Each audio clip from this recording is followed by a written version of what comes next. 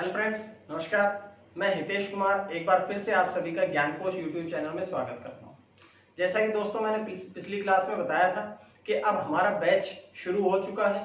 इसी के क्रम में आप लोग देख रहे हैं, सुबह हर दिन आप लोग करंट अफेयर्स की क्लासेस पढ़ते हैं, उसके साथ साथ आप लोग जीएस की क्लासेस पढ़ते हैं, उसके साथ संस्कृत की क्लास पढ़ते हैं और आज से मैं हिंदी की क्लास शुरू करने जा रहा हूँ। हिंदी के लिए आप लोगों ने बहुत बार मैसेजेस किए, लेकिन मैं सिर्फ इस चीज की प्रतीक्षा में था कि कोई एग्जाम आए।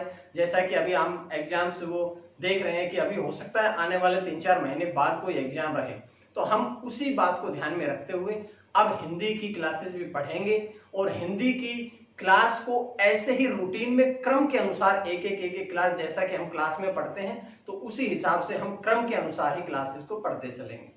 सबसे पहले हिंदी में हम वर्णमाला पढ़ेंगे, जैसा कि शुरुआत वहीं से होती है। उसके बाद जो अगला क्रम आएगा वो वैसा ही चलता रहेगा। मैं पूरा प्रयास करूंगा कि आज के जो क्लास है उसमें आप लोगों को इस लेवल से पढ़ाया जाए कि कोई भी आपका किसी भी लेवल का आप एग्जाम दो, आपका कोई प्रश्न ना छूटे। तो सबसे पहले आप लोग ये बात ध्यान रखिएगा और आज की एक ही वीडियो में हम पूरी हिंदी वर्णमाला को कवर करेंगे। हिंदी वर्णमाला से हर एग्जाम में 2 से 3 क्वेश्चन पूछे जाते हैं। तो चलिए शुरू करते हैं आज की हिंदी वर्णमाला। अब जैसे ही हम हिंदी को पढ़ना शुरू करेंगे तो सबसे पहले तो हम हिंदी को ही पढ़ेंगे। हिंदी क्या है, पहला प्रश्न तो हमारा यहीं से शुरू हो जाता है। तो हिंदी क्या है? हिंदी भाषा है। और भाषा जैसे ही लिखा तो एक क्वेश्चन और भी निकल के आया कि भाषा क्या है।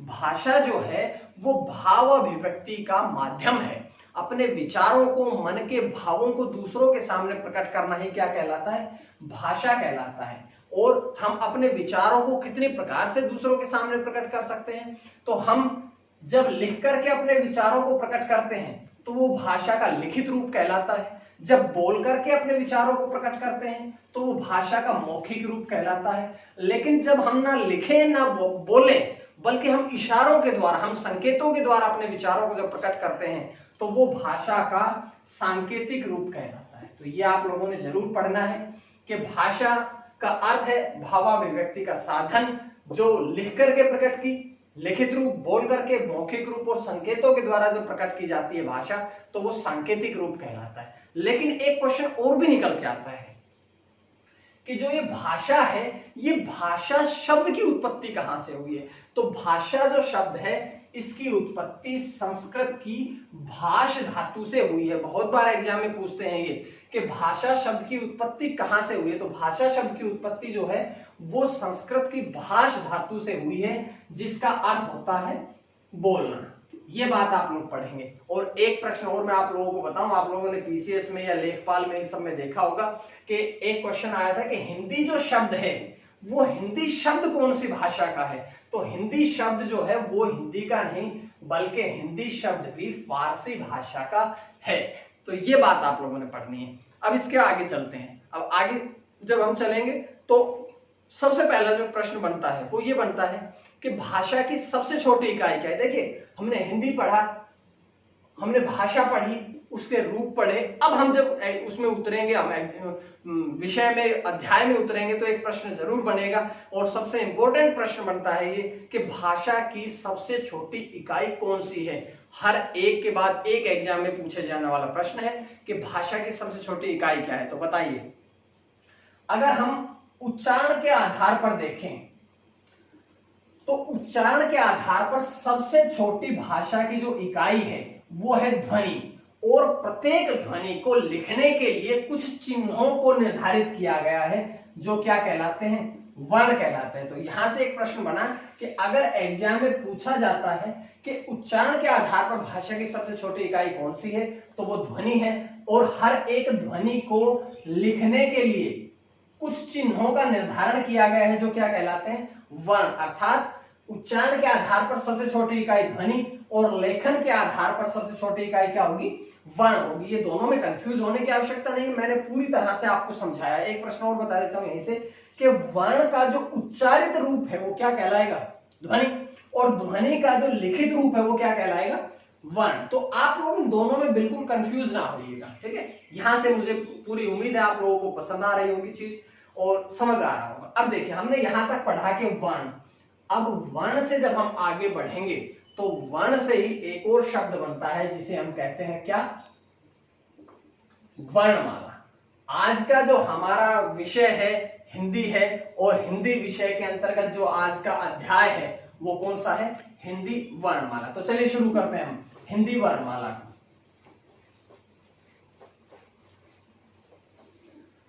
अब वर्णमाला क्या है, वर्णों का समूह।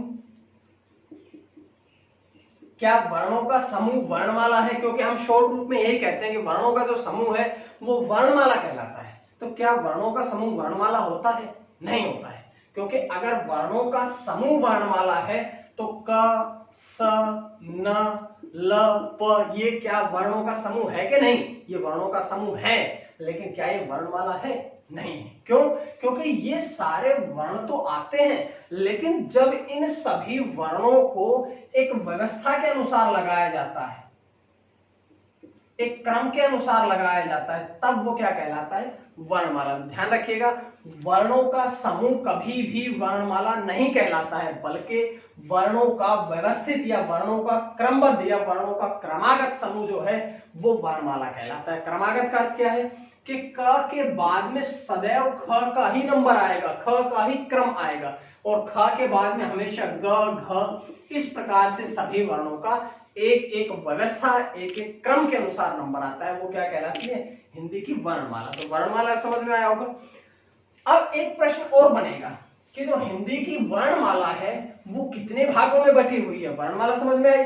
वर्णमाला के बाद है कि वर्णमाला जो है हिंदी की वो कितने भागों में विभक्त है। तो हिंदी की वर्णमाला जो है वो दो भागों में विभक्त है। सबसे पहली कौन सी, स्वर, और दूसरा क्या है, व्यंजन। तो वर्णमाला जैसे मैंने आप सभी से बताया, वर्णमाला वर्णों का व्यवस्थित समूह, वर्णों का क्रमागत समूह या वर्णों का क्रमबद्ध समूह। कितने भागों में है, दो। पहला कौन सा, स्वर, और दूसरा कौन सा, व्यंजन। अब हम सबसे पहले क्या पढ़ेंगे, स्वर। सबसे पहले हम पढ़ेंगे स्वर, उसके बाद नंबर आएगा व्यंजन का।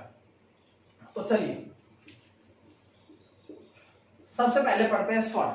स्वर क्या है?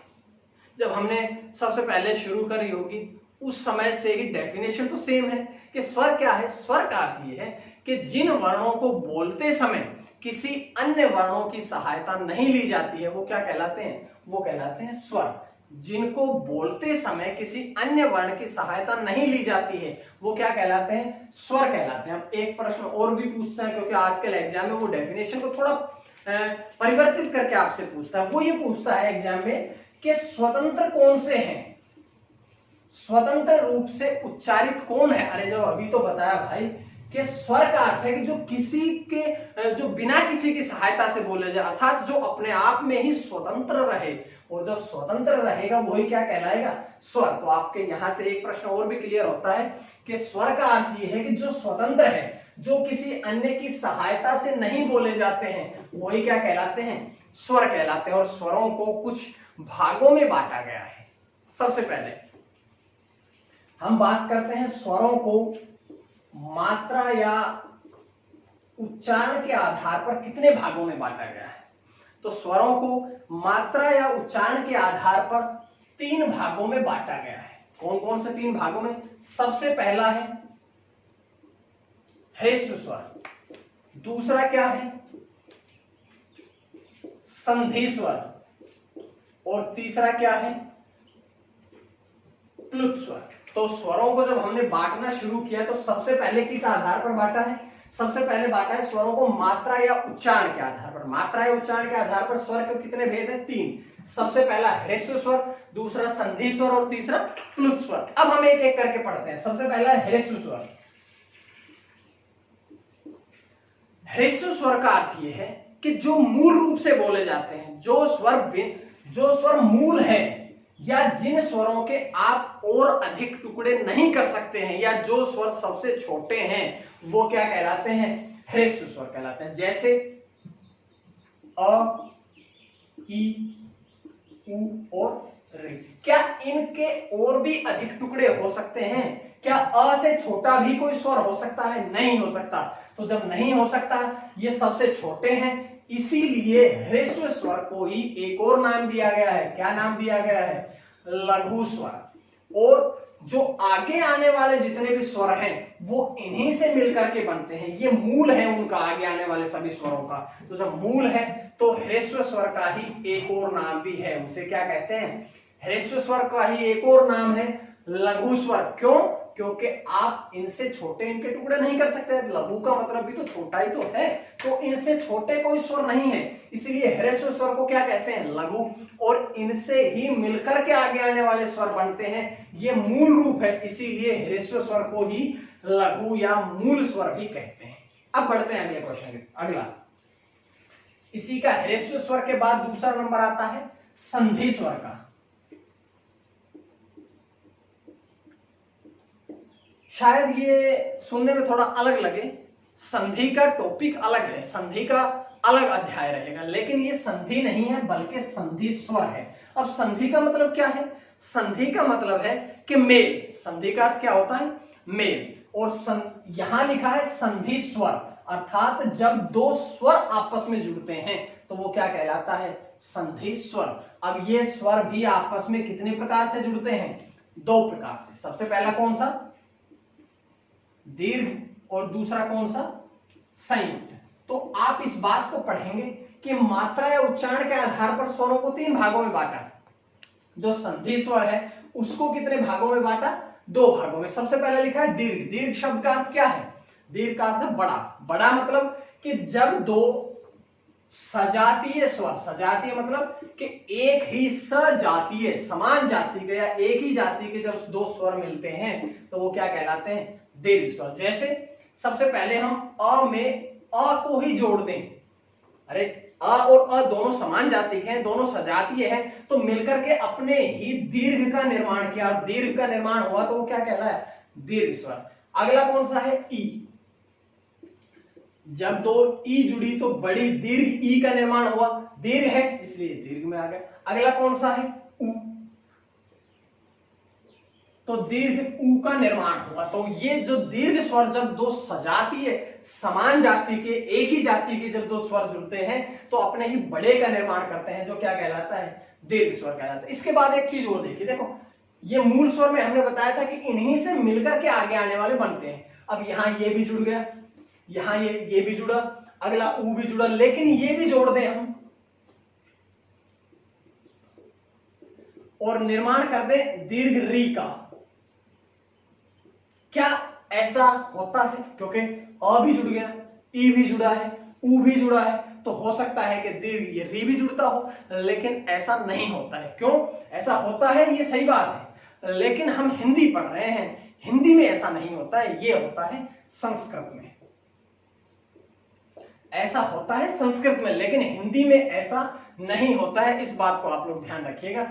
उसके बाद बढ़ते हैं संयुक्त। देखिए यहां हमने कहा दीर्घ में दो सजातीय, समान जाति के, एक ही जाति के, लेकिन हमने कहा संयुक्त मात्रा अर्थात विजातीय। जब दो सजातीय स्वर जुड़े थे तो दीर्घ, लेकिन जब दो विजातीय स्वर जुड़ेंगे तो वो क्या कहलाएगा? संयुक्त। विजातीय अर्थात सबसे पहला अ, इसको हम अगले में जोड़ते हैं। अगला क्या है? ई। आ में ई जुड़ेगा तो क्या बनेगा? ए। अब दोबारा इसी अ को पकड़ो, इसके अगला उ, उसको जोड़ दो तो क्या बनेगा? ओ। अब ये बात और ध्यान रखो, यहां पर ए और ओ दो नए स्वर आए हैं, यहां इनमें भी आ को जोड़ दो। जैसे आ में ए जोड़ दिया ये तो क्या बनेगा? दीर्घ ए या अय बोलते हैं जिसको। अगला है ओ। अब हम आ में ओ को जोड़ेंगे, ये ओ जब जुड़ेगा तो क्या कहलाएगा? औ। अर्थात जब दो समान जाति के, जब दो सजातीय स्वर जुड़े तो क्या कहलाया? वो दीर्घ स्वर कहलाया। जब दो विजातीय स्वर जुड़े, अलग अलग जाति के स्वर जुड़े तो वो क्या कहलाया? संयुक्त स्वर। समझ में आया होगा, मेरे उम्मीद है पूरा समझ आ रहा होगा। अब एक चीज और देखो, तीसरा कौन सा बचा? प्लुत स्वर। अब ये देखो भाई कि बचा कौन सा? यहां ये भी आ गए, ये भी सारे आ गए। अब यहां पर प्लुत स्वर में कौन सा बचा है? लेकिन देखे तो प्लुत स्वर में तो कोई स्वर है ही नहीं, तो फिर अगर है नहीं, कोई स्वर बचा नहीं है, तो फिर प्लुत स्वर को लिखने का यहां पर अभिप्राय क्या है? प्लुत स्वर का अपना आप में वास्तव में कोई स्वर नहीं होता है, बल्कि जब बोलते समय किसी एक स्वर की ध्वनि लगातार बढ़ जाती है तो वो क्या कहलाता है? वो कहलाता है प्लुत स्वर। जब बोलते समय, जब उच्चारण करते समय किसी एक स्वर की ध्वनि लगातार बढ़ जाती है तो वो क्या कहलाता है? प्लुत स्वर। जैसे मैं एग्जांपल के द्वारा समझाता हूं। हम जब भी मंत्रोच्चारण करते हैं, ओम, मंत्रोच्चारण किया तो एक स्वर की ध्वनि लगातार बढ़ी तो वो क्या कहलाया? प्लुत स्वर का। हम किसी को चेतावनी देते हैं, एक ही ध्वनि लगातार बढ़ी और बढ़ी तो वो क्या कहलाएगा? प्लुत स्वर कहलाएगा। जब भी हम गाने गाते हैं, आलाप लेते हैं, गालियां देते हैं, लड़ाइयां करते हैं तो वो सारा का सारा क्या कहलाता है? प्लुत स्वर में कहलाता है। जब हम किसी को चिल्ला करके बुलाते हैं, जोर से बुलाते हैं, वो क्या कहलाता है? प्लुत स्वर कहलाता है। जैसे हमारे पास कोई बैठा है राम, तो हम उसको कहेंगे राम। वो राम अगर थोड़ी दूर चला जाए तो हम कैसे चिल्लाएंगे? राम। तो आ की जो ध्वनि है वो लगातार बढ़ गई है, और जब लगातार किसी एक स्वर की ध्वनि बढ़ जाती है तो वो क्या कहलाता है? वो कहलाता है प्लुत स्वर। तो उम्मीद है मात्रा या उच्चारण के आधार पर कुछ स्वरों को बताया गया था, ये आप लोगों ने पढ़ लिए होंगे। अगर पढ़ लिए तो एक बार इनको आप नोट डाउन कर लीजिएगा। उसके बाद में बताता हूं, ये पढ़े थे हमने मात्रा या उच्चारण के आधार पर। अब हम बताते हैं दूसरे किस आधार पर बटे हुए। यहां मुख के खुलने के आधार पर भी आप लोग यहां से एक बार स्क्रीनशॉट ले लीजिएगा बेशक।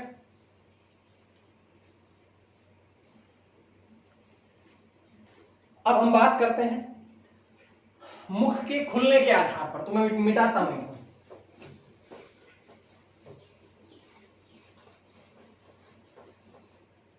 अब इन स्वरों को ही दूसरे भाग में बांटा गया है। दूसरा कौन सा है? दूसरा आता है मुख के खुलने के आधार पर।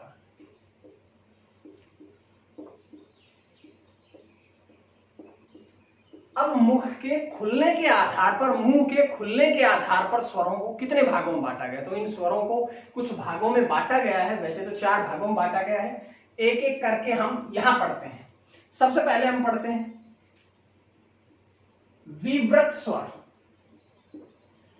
मुख के, पिछले हमने पढ़ा था अभी मात्रा के आधार पर या उच्चारण के। अब हम पढ़ेंगे मुख के खुलने के आधार पर। बोलते समय जो स्वरों को जब हम बोलते हैं तो मुंह कितना खुलता है, तो उस आधार पर स्वरों को कितने भागों में बांटा गया? 4 भागों। अभी स्वर ही चल रहे हैं, इस बात को आप लोग ध्यान रखिएगा। सबसे पहला लिखा है विव्रत स्वर। अब आप एक स्वर है आ, इसको बोल के देखिए आ। जैसे ही आ बोला तो क्या आपका पूरा मुंह खुला?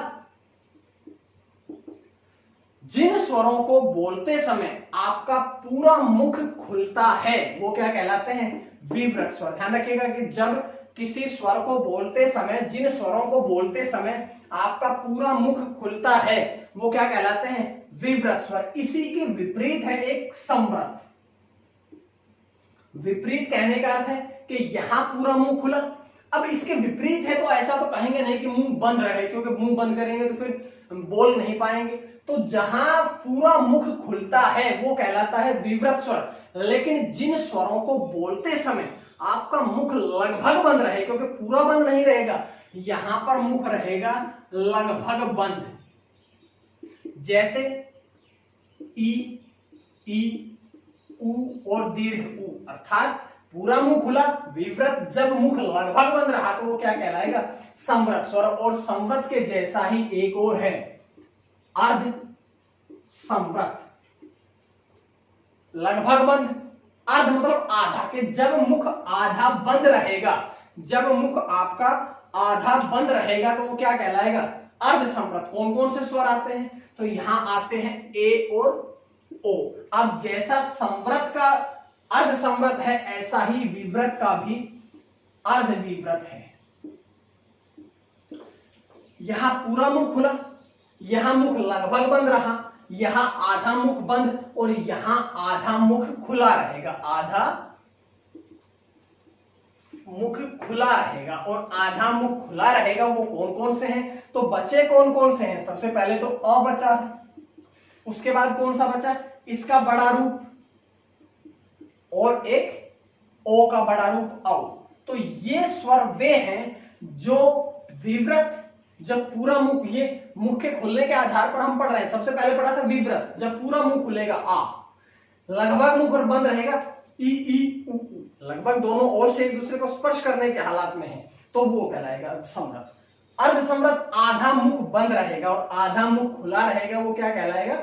वो कहलाएगा अर्धविवृत, अर्थात ये 4 भागों में बटे हुए। इनको आप पढ़ लीजिएगा। वैसे जो एक आता है ओ, जैसे हॉस्पिटल, हॉस्टल, हॉट, इन सब में ये प्रयोग किया जाता है, ये भी अर्धविवृत में ही आता है। इसको मैं आगे चल के आप लोगों को पढ़ाऊंगा। अभी देख लीजिएगा, ये मुंह के खुलने के आधार पर था। और एक क्वेश्चन और भी है जो स्वरों को ही बांटता है, वो कहलाता है सबसे पहले मात्रा के आधार पर, दूसरा मुख के खुलने के आधार पर, अब हम पढ़ेंगे जीभ के द्वारा उच्चारण के आधार पर स्वरों को कितने भागों में बांटा गया है, तो वो अब हम पढ़ लेते हैं। वो है कि जीभ के द्वारा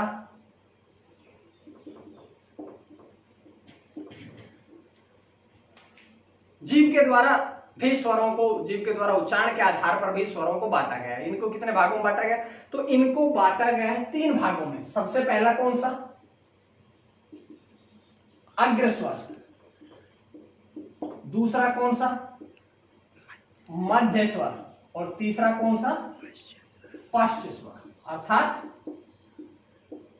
भाई अग्र का मतलब क्या है? आगे का। कुछ जिन स्वरों का उच्चारण जीभ के आगे के भाग से हो वो क्या कहलाएगा? अग्र स्वर। जिन स्वरों का उच्चारण जीभ के मध्य भाग से, बीच के भाग से हो वो क्या कहलाएगा? मध्य स्वर। और जिन स्वरों का पश्च मतलब पीछे के, जिन स्वरों का उच्चारण जीभ के पीछे के भाग से होगा वो क्या कहलाएगा? पश्च स्वर कहलाता है। अब इनको भी याद करो।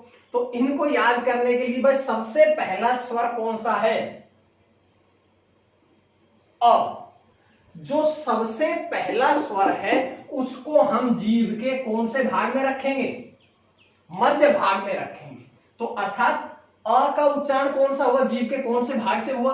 मध्य भाग से। यहां से एक छोटी सी आप लोग ट्रिक याद रखिएगा कि जो अ को बनाते समय हम सबसे पहले कैसा बनाते हैं? 3 की तरह या छोटे ऊ की तरह बनाते हैं। तो जो स्वर इसकी तरह बनते हैं या अ की तरह ही जिनका बनाना, निर्माण करना शुरू होता है, जिनका लिखना शुरू होता है, वो जीभ के पीछे से बोले जाते हैं। पीछे मतलब पश्च से बोले जाते हैं, अर्थात अ के बाद से बोले जाते हैं। तो सबसे पहले अ की तरह ही क्या लिखते हैं हम? अ, उसके बाद उ, उसके बाद दीर्घ उ, उसके बाद ओ और औ। तो ये सारे के सारे स्वर क्या कहलाए? पश्च स्वर। अर्थात जो सबसे पहला स्वर था वो सबसे पहला स्वर कहां रख दिया? मध्य भाग में। अर्थात कि अ का उच्चारण कहां से हुआ? जीभ के मध्य भाग से। जो अ की तरह ही बोले जाते हैं वो सारे मध्य के बाद में आते हैं, अर्थात पश्च में आते हैं। और अ की तरह कौन कौन से लिखे जाते हैं? आ, उ, दीर्घ उ, ओ, औ। अब बचे कौन कौन से? ई, ए और आई। जो बचे थे, हमारे पास एक भाग बचा था अग्र भाग, वो सारे उठा के वहां रख दिए। तो कहां समझ में आया कि नहीं कि स्वरों को हमने पूरी तरह से पढ़ लिया है। सबसे पहले हमने स्वरों को पढ़ा मात्रा के आधार पर, उसके बाद हमने स्वरों को पढ़ा किसके आधार पर पढ़ा था? जीभ के द्वारा उच्चारण के आधार पर। और उसके बाद हमने तीनों प्रकार से स्वरों को पढ़ लिया है। तो ये हमने तीनों बातें स्वरों के बारे में पढ़ी है। लेकिन एक चीज और भी यहां से प्रश्न में पूछी जाती है, जैसे अयोगवाह। ये बहुत से एग्जाम में पूछा जाता है कि अयोगवाह क्या है। तो पहले अयोगवाह शब्द को पढ़िए, क्योंकि हम तो रट लेते हैं सीधी सी कि 2 आते हैं अंग और अ। हम इन दोनों को रट के रखते हैं कि भाई अयोग व अंग अयोग व अंग, ऐसे हम रट के रख लेते हैं। लेकिन रटने की आवश्यकता नहीं है, बल्कि अयोग वह शब्द को समझिए। अयोग वह अर्थात के अयोग के, बिना योग के भी जो शामिल रहे वही क्या कहलाएगा? अयोग वह। अर्थात हमने कहीं पर भी अभी तक स्वरों में अंग अ को नहीं पढ़ा है, लेकिन फिर भी वो स्वरों में शामिल किए जाते हैं, इसीलिए इन दोनों को क्या कहा जाता है? अयोगवा कहलाता है।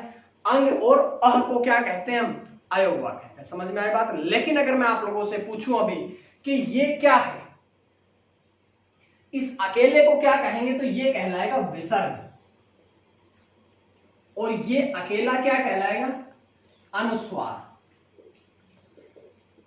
तो आप लोगों ने ये बात भी समझनी है कि अयोगवा में दो है अंग अह, ये अकेला क्या कहलाएगा अनुस्वार, ये अकेला क्या कहलाएगा विसर्ग। और एग्जाम में आपसे डायरेक्ट पूछेगा कि भाई अनुस्वार और विसर्ग का मेल क्या कहलाता है, तो आप लोग क्या कहेंगे?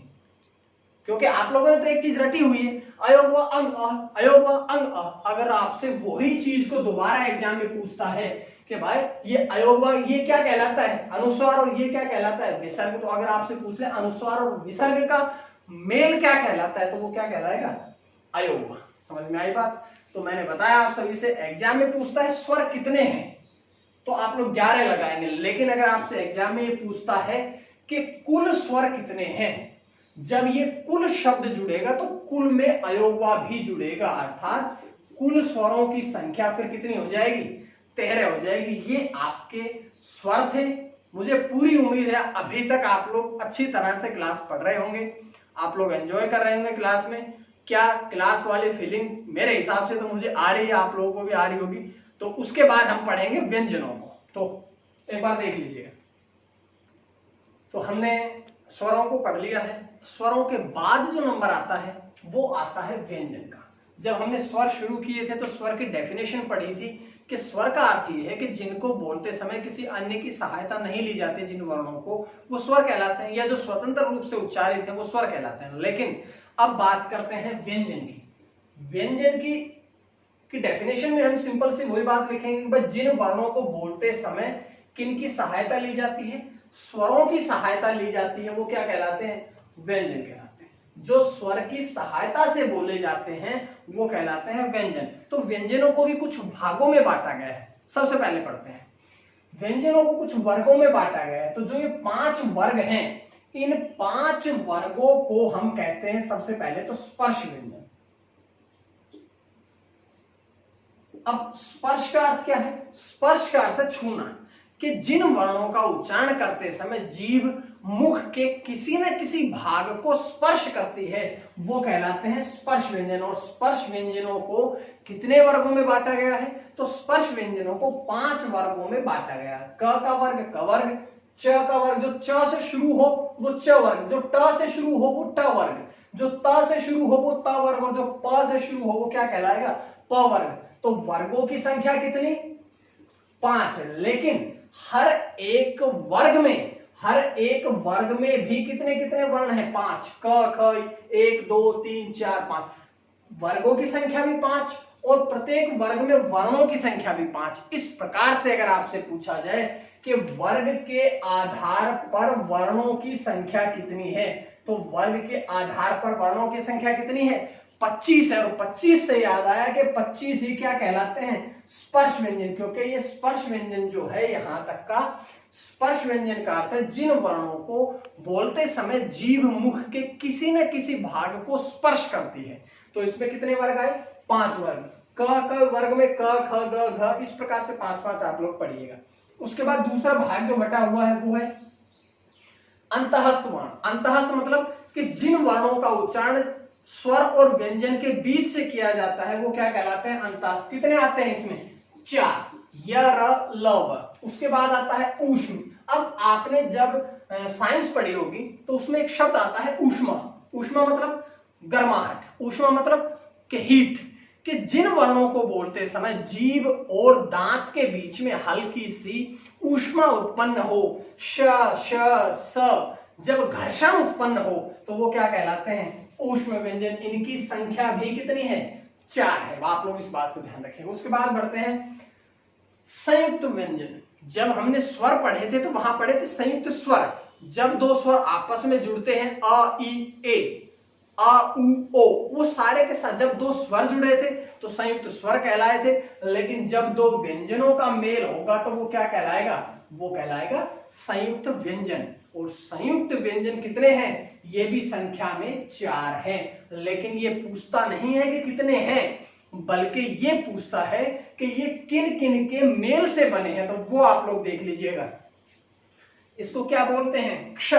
तो इसका मेल है क और श के मेल से ये बनेगा। लेकिन एक अभी बताया था कि जो किसी स्वर की सहायता से बोले, यहाँ क में भी एक स्वर है, श में भी एक स्वर है, लेकिन एक ही स्वर की सहायता से बोले जाते हैं व्यंजन। इसलिए जो पहला वर्ण है वो सदैव आधा रहेगा। आधा का मतलब है जो वो स्वर रहित रहेगा। स्वर रहित मतलब उसमें स्वर जुड़ा नहीं होगा, पीछे वाले में स्वर जुड़ा होगा। इसको आप ऐसे लिख सकते हैं, या श को भी आधा करके पीछे आप इसमें अ जोड़ सकते हैं इस प्रकार से। अगला त और र, ज्ञ, ज और य।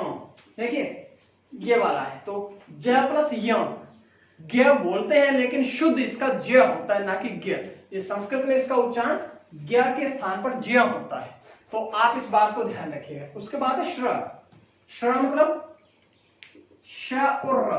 तो आप लोग इस प्रकार से पढ़िएगा, जो पहला पहला वर्ण है वो सभी का आधा आधा है, सभी का स्वर रहित है, और पीछे का जो वर्ण है उसमें स्वर जुड़ा है या फिर हमने बाद में प्लस करके स्वर जोड़ रखा है। तो इस बात को पढ़ेंगे। एक छोटी चीज और रह गई, वो है द्विगुण व्यंजन या उच्छिष्ट वर्ण। द्विगुण मतलब कि ड और ढ, देखो यहां पर भी ड ढ लिखा है लेकिन इनके नीचे नुक्ता लगा है। तो जो नुक्ता लगा रहे, जिन वर्णों के नीचे नुक्ता को बोलते हैं तल बिंदु, जिनके नीचे बिंदु लगा रहे, वो दोनों क्या कहलाते हैं? द्विगुण या उच्छिष्ट। ये संस्कृत से इन्हीं का ही नवीनतम रूप है, इन्हीं दोनों का ही आधुनिक रूप है, केवल हिंदी में प्रयोग किया जाता है, इसलिए इनका नाम क्या रखा गया है? द्विगुण या उच्छिष्ट। इनको एक नाम से और पुकारा जाता है जिसे कहते हैं अतिरिक्त वर्ण। ध्यान रखिएगा, नुक्ता जिनके नीचे लगा हो द्विगुण या उच्छिष्ट या अतिरिक्त वर्ण कहलाता है। तो ये सारी हिंदी वर्णमाला के मैंने आपको वर्ण बताए हैं। उसके बाद में मैं आप लोगों को इन वर्णों का उच्चारण स्थान बताता हूं। तो उच्चारण स्थान पढ़ने के लिए अब इनका हम पढ़ते हैं, ये सारे के सारे वर्ण हैं, अब हम पढ़ेंगे इनका उच्चारण स्थान। तो इनके उच्चारण स्थान के लिए भी यहीं की यहीं इसी तरह से आपको उच्चारण स्थान पढ़ाए जाएंगे। सघोष, अघोष, अल्प प्राण, महाप्राण, या जो फिर जो डिफिकल्ट क्वेश्चन रहेंगे जो कि आपके अच्छे लेवल में पूछे जाते हैं, उन सभी के बारे में हम चर्चा करेंगे। तो आप लोग ये देखिएगा। अब हम हिंदी वर्णमाला सभी वर्णों के उच्चारण स्थान की तरफ चलते हैं। तो उच्चारण स्थान के लिए आप लोग बहुत बार रखते हैं, बहुत बार आप लोग अपने कंसंट्रेट करके आंख बंद करके रटने में लगे रहते हैं। तो रटने को छोड़ के हम एक छोटा सा, मैं आप लोगों को एक फॉर्मूला याद दिलाता हूं। आप लोगों ने पढ़ना है आप लोगों ने एक बाइक देखी होगी KTM नाम से। KTM नाम से आप लोगों ने एक बाइक देखी होगी, वहीं से आप लोगों ने सोचना है कि KTM दो। KTM दो मतलब KTM दो, अर्थात K से कंठ, T से तालु, M से मूर्धा और द से दंत, ओ से ओष्ठ है। अर्थात जो पहला क वर्ग है उस क वर्ग का उच्चारण स्थान क्या है? कंठ। च वर्ग का उच्चारण स्थान क्या है? तालु। ट वर्ग का उच्चारण स्थान क्या है? मूर्धा। त वर्ग का उच्चारण स्थान क्या है? दंत। और प वर्ग का उच्चारण स्थान क्या है? ओष्ठ्य। लेकिन आपने ये समझना है कि आप लोगों ने जो फॉर्मूला सेट किया है वो आपने शुरू के 4 वर्णों पे किया है। 5वां जो वर्ण है, जब भी आप इसको बोलेंगे तो आपके मुख के साथ साथ में जो वायु है वो नाक से भी निकलने का प्रयास करती है, और जब वायु मुख के साथ साथ नाक से भी निकलने का प्रयास करती है, इसीलिए इन आखिरी वर्णों को क्या कहते हैं हम? अनुनासिक वर्ण, या अनुनासिक के स्थान पर एक और नाम देते हैं इनको हम नासिक्य वर्ण। तो अनुनासिक वर्ण कितने हैं? ये हैं। नासिक्य वर्ण कौन से हैं? तो आखिरी प्रत्येक वर्ग का आखिरी जो वर्ण है वो कहलाता है अनुनासिक या नासिक। आप लोग अपना नाक बंद करके एक बार इनमें से किसी को बोल के देखिएगा, वायु आपके नाक से निकलने का प्रयास करेगी और जिनकी सहायता ली जाएगी वो वर्ण यहां भी कहलाएगा। समझ में आया?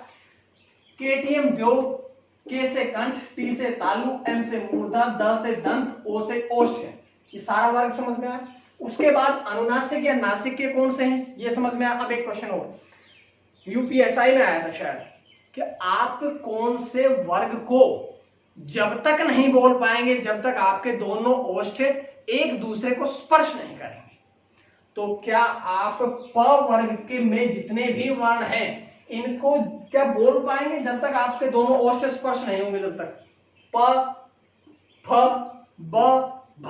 बस जब हमारे अपने आपस में ही स्पर्श होंगे तो वो पावर के कहलाएगा। तो ये आपको समझ में आया होगा यहाँ से क्वेश्चन। उसके बाद हम, क्योंकि वर्णमाला यहाँ खत्म नहीं होती है, उसके बाद आगे बढ़ते हैं। तो मैं यहां से थोड़ा सा इसको साफ, चलो ठीक है ये रहने। उसके बाद बात करते हैं य, र, ल, व, श, क्योंकि ये तो सारे स्पर्श व्यंजन थे। उसके बाद अंतःस्थ आते हैं, उसके बाद आते हैं ऊष्म। तो य को हम कहां से बोलेंगे? तालु से।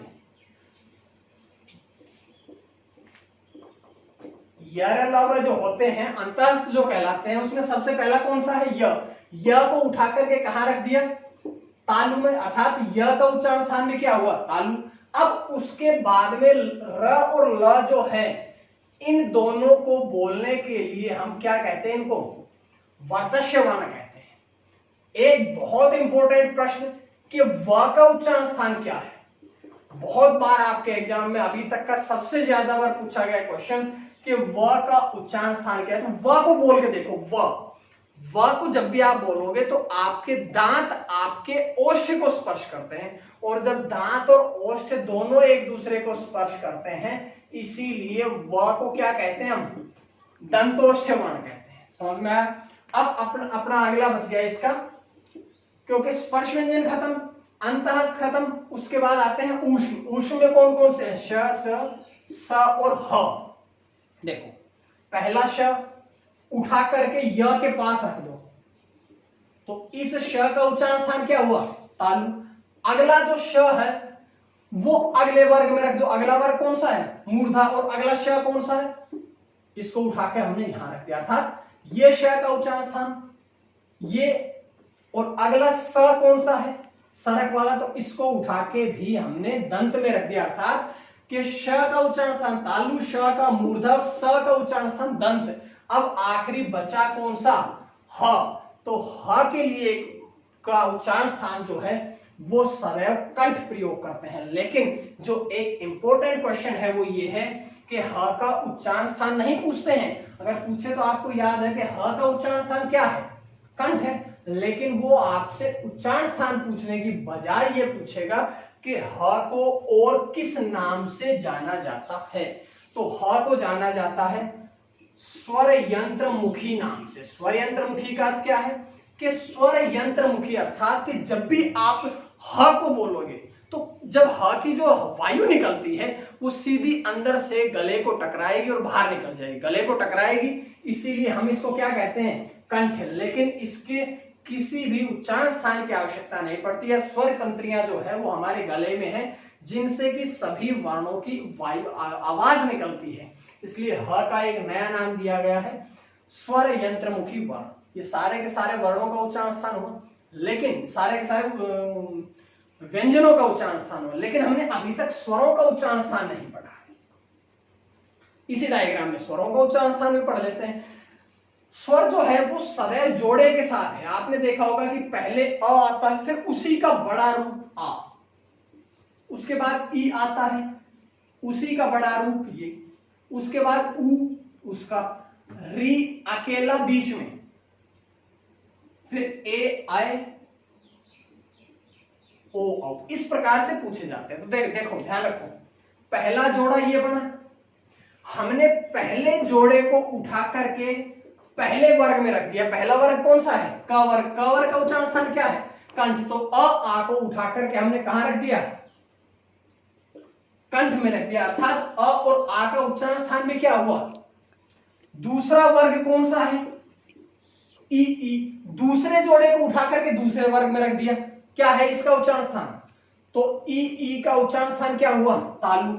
उसके बाद जैसे ही आपके सामने आएगा उ उ, जैसे ही आपने उ उ को बोला तो क्या आपके ओष्ठ ने अलग प्रकार की शेप बनाई? तो आपके ओष्ठ ने अगर अलग प्रकार की शेप बनाई है, तो अगर ओष्ठ प्रयास करेंगे तो इनका उच्चारण भी कहां पर करेंगे हम? ओष्ठ में, अर्थात उ और उ का उच्चारण स्थान, दीर्घ उ का उच्चारण स्थान क्या हुआ? ओष्ठ। उसके बाद बात करते हैं री अकेला बीच में बैठा हुआ था। देखो इनके जोड़े यहां भी है, यहां भी जोड़े, ये बेचारा अकेला बैठा हुआ था बीच में। अब बीच में है तो वर्ग कितने हैं? 5। 5 वर्गों में बीच का कौन सा है भाई? रे को हमने बीच से उठाया, बीच में रख दिया। समझ में आया होगा कि नहीं? थोड़ा थोड़ा आ रहा होगा मेरे हिसाब से। तो अब ए आई कंठ और तालु दोनों के सहयोग से ए आई बोले जाते हैं, और कंठ और ओष्ठ के दोनों के सहयोग से बोले जाते हैं ओ औ। तो ध्यान रखिएगा, ए आई कंठ तालु के सहयोग से, ओ औ कंठ और ओष्ठ, ये सारा का सारा जो था ये आप लोगों का उच्चारण स्थान था। उम्मीद है पसंद आया होगा। एक छोटा सा फॉर्मूला याद करना है, के टी एम, जो के से कंठ, टी से तालु, एम से मूर्धा, द से दंत और ओ से ओष्ठ। समझ में आया? उसके बाद जिस प्रकार से आप लोगों को बताया गया है, आप लोगों ने इसी प्रकार से पढ़ना है। आप लोग क्लास में जुड़े रहिए। अभी हम पढ़ते हैं इन्हीं के आगे, क्योंकि उच्चारण स्थान के बाद आते हैं अल्प प्राण, महाप्राण। तो मैं इनको थोड़ा मिटाता हूं। अब देखिएगा, ये क्योंकि डायग्राम तो ऐसे का ऐसा रहेगा, उसके बाद हम पढ़ लेते हैं। हाँ, एक बात और है यहां से कि अगर आपसे, जैसे मैंने बताया था अयोपा 2 अंग अ, तो अंग जो है, क्योंकि अ में न के साथ बोला जाता, अ और न, तो न कहां से बोला गया था? अनुनासिक से या नासिक के से था, तो अंग जो है वो अनुनासिक कहलाएगा। और जो अ, जो अ और ह के मेल से था, वो कहां से बोला जाएगा? कंठ से। तो आप लोग इस बात को जरूर ध्यान रखिएगा। छोटी छोटी बातें हैं जो एग्जाम में पूछी जाती है, और एग्जाम के लेवल को ही हम ध्यान में रखते हुए हम वर्णमाला को पढ़ रहे हैं। ये उच्चारण स्थान तक हमने पढ़ ली है। उसके बाद जो वर्ण है हिंदी वर्णमाला में, वो अल्प प्राणत्व के आधार पर पूछे जाते हैं कि हिंदी वर्णमाला में जो वर्ण है, प्राणत्व के आधार पर हिंदी वर्णमाला में वर्णों को कितने भागों में बांटा है। प्राणत्व मतलब वायु, के बोलते समय कुछ वर्णों को कि वायु कितनी निकलती है मुख से, तो इसी आधार पर पूछा गया है। प्राणत्व का अर्थ होता है वायु। तो प्राणत्व के आधार पर भी 2 भागों में बांटा गया है। पहला है अल्प प्राण और दूसरा है महाप्राण। अब यहां देखिएगा, जिन वर्णों को, अल्प का अर्थ क्या है? अल्प मतलब थोड़ा या कम। जिन वर्णों को बोलते समय मुख से कम मात्रा में वायु निकलती है, वो क्या कहलाते हैं? अल्प प्राण। और जिन वर्णों को बोलते समय कम मात्रा में निकली थी, वो तो अल्प प्राण। और जिन वर्णों को बोलते समय ज्यादा मात्रा में, ऐसा नहीं कि सारी वायु निकल जाए, ऐसा नहीं है कि ज्यादा मात्रा में, भाई यहां अल्प से थोड़ी ज्यादा मात्रा में वायु निकले, वो क्या कहलाएंगे? महाप्राण। अब इनको याद करने के बहुत आसान सा फॉर्मूला, अल्प प्राण का आप लोगों ने नाम रखना है अल्प प्राण 135। 135 मतलब ये पहला वर्ण, ये दूसरा, ये तीसरा, ये चौथा, और ये 135 का अर्थ है कि सभी वर्णों का पहला, सभी वर्गों का तीसरा और सभी वर्गों का 5वां जो वर्ण है वो क्या कहलाएगा? अल्प प्राण। बचे कौन कौन से? दूसरा और चौथा। तो दूसरा और चौथा है वो क्या कहलाएगा? महाप्राण। बहुत वेरी सिंपल। उसके बाद यहां वर्णमाला तो खत्म नहीं हुई, इसके बाद क्या आते हैं? इसके बाद आते हैं अंतःस्थ। तो अ से अल्प प्राण और अ से ही अंतःस्थ, अर्थात अंतःस्थ भी क्या कहलाएंगे? अल्प प्राण। उसके बाद कौन से आते हैं? ऊष्म। और ऊष्म के बाद में क्या आते हैं? संयुक्त। तो सारे ऊष्म और संयुक्त क्या कहलाएंगे? महाप्राण। अ से अल्प प्राण, अ से ही अंतःस्थ, तो ये क्या कहलाएंगे? यहां पर आएंगे। समझ में आई बात? सारे स्वर क्या होते हैं? अल्प प्राण। ठीक है। उसके बाद एक क्वेश्चन हो, अल्प प्राण महाप्राण, सिंपल सा फॉर्मूला, अल्प प्राण 135 के नाम से याद करो यार, सबसे हो गया सॉल्यूशन बस।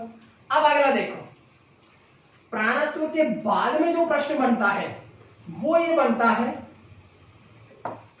कि घोषत्व के आधार पर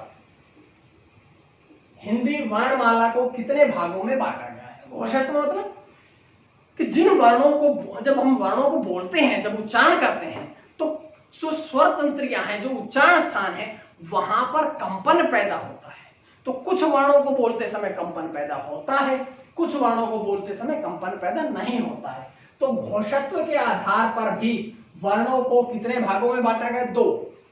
पहला है अघोष और दूसरा है सघोष। अर्थात जब अ जिस भी वर्ण के आगे अगर हम अ उपसर्ग लगाएं तो उसकी जो सेंस है वो लगभग नेगेटिविटी में निकलती है, नकारात्मक बन जाती है। तो अ मतलब कि जहां स्वर तंत्रियों में कंपन पैदा नहीं होता, अघोष कहलाएंगे। जहां होता है वो क्या कहलाएंगे, सघोष। तो यहाँ अल्प प्राण महाप्राण पढ़ते समय हमने पढ़ा था 135 और 24, लेकिन यहाँ घोषत्व में हम पढ़ेंगे पहला और जो दूसरा वर्ण है वो कहलाएगा अघोष, और तीसरा चौथा पांचवा जो सभी है ये इतना का पहला दूसरा जो है वो अघोष, तीसरा चौथा पांचवा जो है वो क्या कहलाएगा, सघोष, या इसी को केवल घोष भी कहते हैं। बहुत इंपॉर्टेंट प्रश्न है ये। उसके बाद देखो यहां अघोष सघोष पढ़े के बाद पहला दूसरा वर्ण क्या कहलाया, अघोष, और तीसरा चौथा पांचवा क्या कहलाया, सभी का सघोष या घोष। अब हमने यहां ये पढ़ना है कि इनके बाद में भी कुछ आते हैं, जैसे पिछली बार जो अल्प प्राण आए थे वो हमने इसके साथ रख दिए थे, अल्प प्राण के साथ रख दिए थे अंतःस्थ, लेकिन अब की बार वो कहां पे आ जाएंगे, स्थान परिवर्तन कर लेंगे कि अंतःस्थ जो पिछली बार आगे वाले में थे अब की बार सघोष में चले जाएंगे, और ऊष्म जो थे वो यहां पर आ जाएंगे, और सारे संयुक्त जो है वो यहीं के यहीं रहे।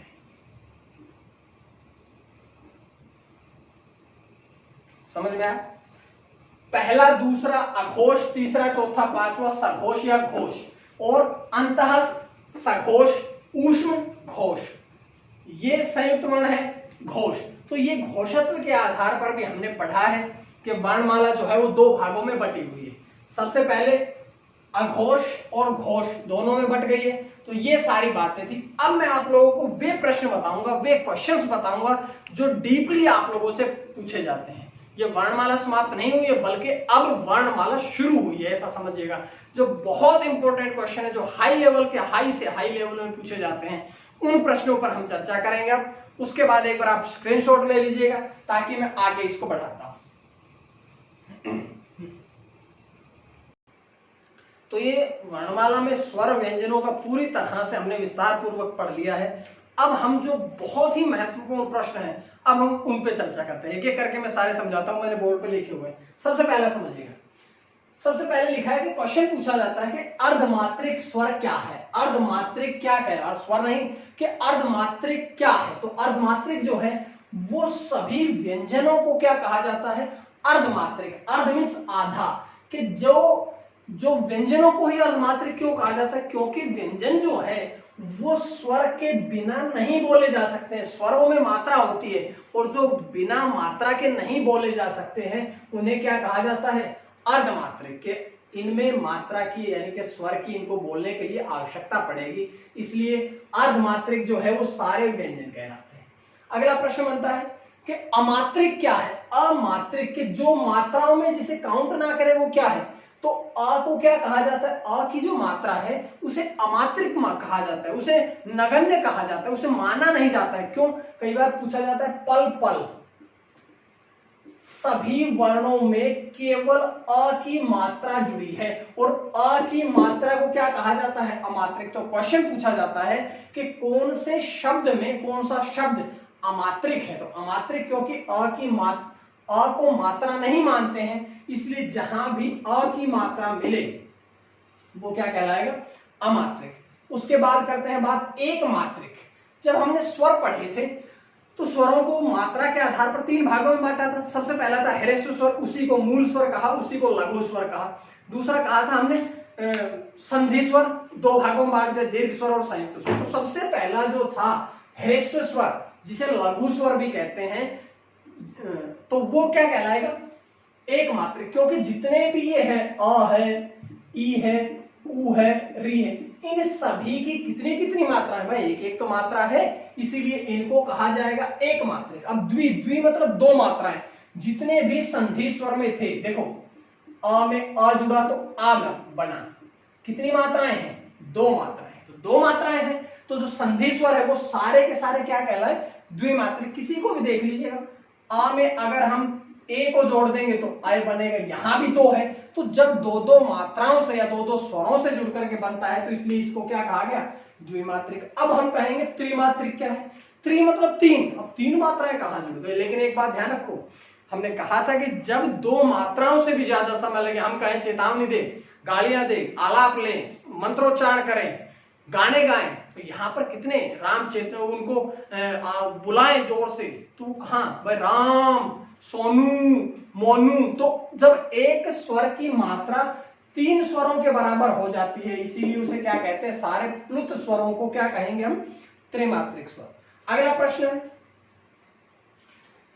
ग्रहित या आगत वर्ण क्या कहलाते हैं? ग्रहित मतलब ग्रहण करा हुआ, आगत मतलब आया हुआ, अर्थात जो दूसरी भाषाओं से आए हुए हैं वर्ण, वो क्या कहलाते हैं, आगत या ग्रहित वर्ण कहलाते हैं। इसको बात को ध्यान रखिएगा, ये जो नीचे नुक्ता लगा है, क ख ग ज फ, इन सभी में नुक्ता लगा है, जो कौन सी भाषा से आए हैं, जो अरबी फारसी भाषा से आए हैं, इसीलिए इनको क्या कहा जाता है, आगत वर्ण या ग्रहित वर्ण। एक प्रश्न और भी इंपॉर्टेंट, कि ग्रहित वर्ण ना पूछा जाए आपसे, कहा जाए कि आगत स्वर या ग्रहित स्वर कौन सा है, तो एक मैंने जब पढ़ा रहा था उसी समय कहा था ओ, ये आ के ऊपर अर्ध चंद्र बिंदु नहीं है, केवल चंद्र लगा है, देखिएगा। तो जब आ के ऊपर केवल चंद्र लगता है वो कहलाता है आगत या ग्रहित स्वर। हॉस्पिटल, तो हॉस्पिटल को शुरू कर बोलते हैं ओ की तरह, लेकिन केवल चंद्र लगाते हैं। हॉस्टल, हॉल, इनमें हम केवल चंद्र चंद्र लगाते हैं, हम इनमें कहीं पर भी बिंदु नहीं लगाते हैं। चंद्र बिंदु होता है ये, चंद्र और बिंदु, लेकिन यहां केवल चंद्र चंद्र लगता है, जो आगत स्वर कहलाता है। अगला है काकल्य वर्ण। काकल्य वर्ण क्या है, ह, केवल ह को ही, क्योंकि ये स्वर यंत्रमुखी, भी बताया तो था कि जो स्वर यंत्रमुखी है उस स्वर यंत्रमुखी वर्ण का ही दूसरा नाम क्या है, ग्रहित नहीं सॉरी काकल्य वर्ण है। तो ह को ही स्वर यंत्रमुखी कहेंगे और ह को ही हम काकल्य वर्ण कहेंगे। उसके बाद बढ़ते हैं अर्ध स्वर।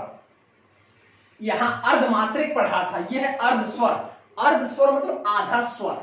कभी किसी स्वर को आपने आधा देखा है, कभी किसी स्वर को आपने आधा देखा है, नहीं देखा, तो फिर अर्ध स्वर कहने का क्या अर्थ है। लेकिन जब हम पढ़ते हैं लिए, एक पढ़ते हैं हम लिए, तो क्या इन दोनों का उच्चारण एक जैसा है कि नहीं है, लेकिन यहां पर ये स्वर है और यहां पर ये य वर्ण व्यंजन है। कुआ, कुआ, यहां पर कुआ आ है और यहां पर कुआ, तो व को भी आ की तरह ही पढ़ते हैं। अरे भाई व जो है ये व्यंजन में पढ़ाया था, अभी अभी हमने पढ़ाया था, और जो आ है वो स्वर है, लेकिन ये जो है य और व दोनों के दोनों व्यंजन होने के बाद भी उच्चारण एक स्वर की तरह रखते हैं, इसलिए दोनों को क्या कहा जाता है, अर्ध स्वर कहा जाता है। अगला प्रश्न है लुंठित वर्ण। लुंठित का अर्थ क्या है? लुंठित का मतलब है कि यहां पर हमने पढ़ लिया ल, लुंठित का अर्थ है कि रगड़ना।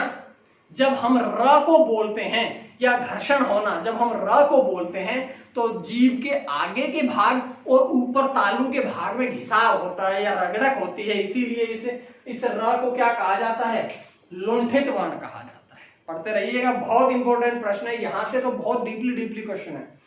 अगला है पार्श्विक वर्ण। पार्श्विक वर्ण में किसको पढ़ते हैं, ल। तो पार्श्विक वर्ण ल क्यों है, क्योंकि रटने के लिए तो है नहीं हम, तो पार्श्विक वर्ण केवल ल क्यों है। अब पार्श्विक में आपको एक शब्द दिखाई दिया, पार्श्व। पार्श्व मतलब बगल से या आसपास से, तो आप ल को बोलिए, आप ल को बोलिए। तो जब भी आप ल को बोलेंगे तो ल बोलिए, ल।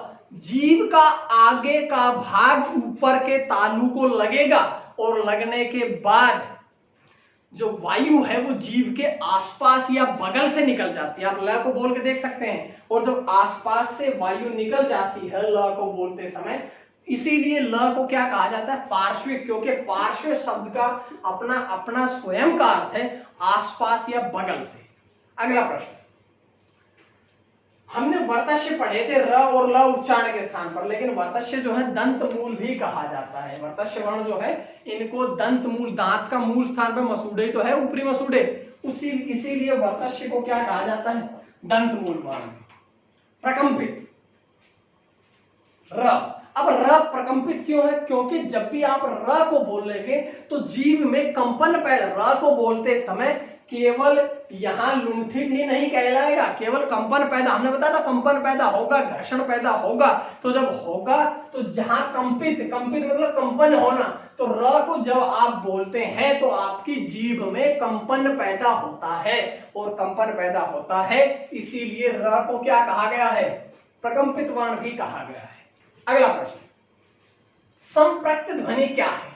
संप्रक्त ध्वनि लिखा है स्थान और रिक्त, लेकिन समझ में नहीं आया। क्यों? क्योंकि देखो, एक आधे वर्ण के बाद दूसरा कोई पूरा वर्ण आता है, तो इस प्रकार की जब दो अलग अलग वर्ण एक साथ में संयुक्त रूप बनाते हैं तो वो क्या कहलाते हैं? संयुक्त। यहां देखिएगा, क और त, जब दो अलग अलग वर्ण मिलकर के संयुक्त रूप बनाते हैं तो वो कहलाती है संप्रक्त ध्वनि। लेकिन जब एक ही वर्ण मिलकर के संयुक्त रूप बनाए, जैसे क और क, जब एक आधा और एक पूरा वर्ण मिलकर के संयुक्त रूप बनाता है तो उसे हम कहते हैं युग्मक। युग्मक मतलब जोड़ा, युग्मक ध्वनि, या इसे हम कहेंगे द्वित्व। जब दो वर्ण एक साथ जुड़ते हैं तो वो क्या कहलाएगा? युग्मक। तो जब दो अलग अलग संयुक्त रूप बनाएंगे संप्रक्त, जब दो एक जैसा ही कच्चा पक्का इस प्रकार के, ये कहलाएंगे युग्मक ध्वनि। अगला प्रश्न, जिह्वा मूलीय वर्ण कौन से हैं? जिह्वा मतलब जीभ, मूलीय के मूल स्थान, के जिह्वा का मूल स्थान कहां पर है? कंठ में। और कंठ से कौन सा वर्ग बोला जाता है? तो कंठ से ही किन वर्णों का उच्चारण होता है? पूरे के पूरे क वर्ग का तो उच्चारण होता है, इसीलिए पूरे क वर्ग को क्या कहते हैं हम? जिह्वा मूलीय वर्ण कहते हैं। अगला प्रश्न, ताड़नजात वर्ण। ताड़नजात क्या है? ये हमने पढ़ा था, जो उत्क्षिप्त वर्ण है, जो द्वित्व वर्ण है, उन्हीं का ही एक और भी नाम है जिसे हम क्या कहते हैं? ताड़नजात वर्ण, या इनके अलावा इसे अतिरिक्त वर्ण भी कहते हैं। तो ध्यान रखिएगा, चाहे उत्क्षिप्त वर्ण पूछे, चाहे द्वित्व वर्ण पूछे, चाहे ताड़नजात वर्ण पूछे, चाहे अतिरिक्त वर्ण पूछे, कुछ भी पूछे, वर्ण आएंगे दो ही, जिनके नीचे नुक्ता लगा है, वो दोनों ड और ढ क्या कहलाएंगे? ताड़नजात। अब एक और है, रेफ क्या है? धर्म, कर्म, चर्म। जब एक र जो है आधा स्वर रहित र जब किसी अन्य वर्ण के ऊपर लगाया जाता है, कर्म धारे, ये कर्म, र आधा था ऊपर गया, तो इस आधे वर्ण जब र ऊपर लगता है किसी अन्य वर्ण के तो वो क्या कहलाएगा? रेफ। अगला है कि जो व्यंजन हमने अभी आप लोगों को बताए, जितने भी व्यंजन है वो दो प्रकार से लिखे जाते हैं। सबसे पहला कि खड़ी पाई वाले वर्ण, और दूसरा है बिना खड़ी पाई के वर्ण। खड़ी पाई मतलब कि ये क लिखा तो बीच में ये क्या है? ये खड़ी पाई बोलते हैं इसे। ख के साथ में ये क्या है? खड़ी पाई लगी है। ग के साथ में खड़ी पाई लगी है। घ के साथ में खड़ी पाई लगी है। लेकिन क्या द दवात के साथ लगी है? क्या छ छतरी के साथ लगी है? क्या ट के साथ लगी है? क्या ठ के साथ लगी है? क्या ड के साथ लगी है? तो जिनके साथ खड़ी पाई लगी होती है, एक ऐसे सीधा डंडा लगा होता है, वो खड़ी पाई वाले वर्ण कहलाते हैं, और जिनके साथ में नहीं लगी होती है वो बिना खड़ी पाई वाले वर्ण कहलाते हैं। आज की क्लास का आखिरी और बहुत महत्वपूर्ण प्रश्न कि अमानक वर्ण क्या है? अमानक वर्ण क्या है? इसको हम तोड़ लेते हैं। अ प्लस मानक, अर्थात कि अमानक जो मान्य नहीं है, जो वर्ण वर्तमान में मान्य नहीं है, वही क्या कहलाएगा? अमानक। जैसे पिछली जो आप लोगों ने किताबें पढ़ी होंगी बहुत पहले वाली, उनमें ल को इस प्रकार से लिखा जाता था, उनमें त्र को इस प्रकार से, ये अ था, ये श, ये अ, ये झ। लेकिन ये जो वर्ण है ये वर्तमान समय में मान्य नहीं है, और जो वर्ण वर्तमान समय में मान्य नहीं है उन्हें ही क्या कहा जाता है? अमानक वर्ण। ये आज की बहुत ही महत्वपूर्ण क्लास थी, जो मैंने आप लोगों से बहुत दिन से आप लोग कह रहे थे मैसेज करके, फोन करके कि सर ये पढ़ाइएगा हिंदी, तो मैंने आप लोगों के सामने हिंदी लिखी है, हिंदी पूरी पढ़ाई है, हिंदी वर्णमाला की शुरुआत करी है। हमने अपना बैच शुरू कर दिया है, आप लोग जुड़े रहिएगा ताकि आप लोगों को इसी प्रकार से क्लासेस मिलती रहें। बताइएगा कैसी लगी। और एक बात और, ये जो मैंने क्लास बताई है ये मैंने अपनी ही किताब, पूजा पब्लिकेशन की किताब है जिसका राइटर मैं ही हूं, ये बुक से पढ़ाई है, और भी आपको इस बुक में डिटेल्स मिलेंगी। आप लोग इसको चाहे तो ले सकते हैं, या आप लोग पढ़ते रहिएगा मेरे साथ इसी प्रकार से जुड़े रह करके।